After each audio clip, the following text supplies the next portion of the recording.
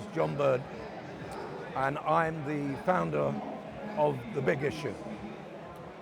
The first thing is speak clearly, don't mumble.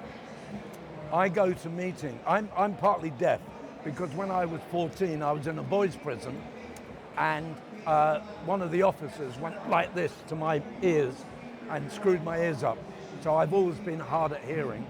I've now got hearing aids, and I always talk clear and loud. I've met deaf people who say to me, "You're the first person I've heard since I went deaf." Speak loud and clear. Don't mumble your words. Don't run your words into each other. And when you're sending text, remember the grammar. Put the commas in, put the full stops. So many people today slow down the process of gaining knowledge and getting messages because they run one sentence into another. Educated people are doing it. My own wife is doing it.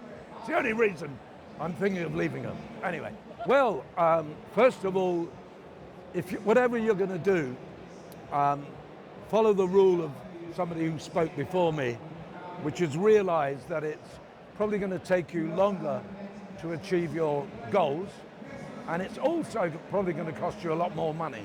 So you need to do that. Get yourself a good accountant and work out your costs. In my opinion, one of the problems in the social sector is you've got a lot of people with good hearts, but they haven't got good heads, so they make mistakes. I have started street papers all over the world, from Tokyo to Totnes, and most of those have survived and prospered.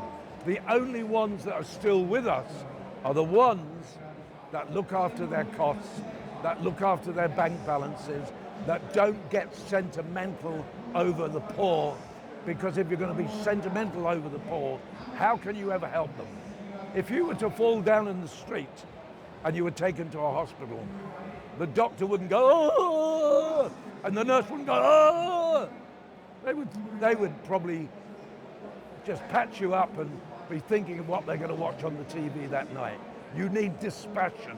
And in my opinion, one of the big problems is you've got people with hearts saying, "I'm going to do this," and they haven't got the heads. Now, I have a problem, which I want to talk about, if it's all right with you. I started The Big Issue to bring the homeless to the marketplace so that they could trade, not aid. Unfortunately, what's happening is that people are being so kind to the Big Issue vendors that they're giving them money and not taking the paper. Now we have a situation where probably 20 people who will give money, only one will take the paper. I spoke about this earlier, and that is killing our business. So next year, we have to reinvent our model, because we're taking the homeless to the marketplace, and the public are turning them back into beggars.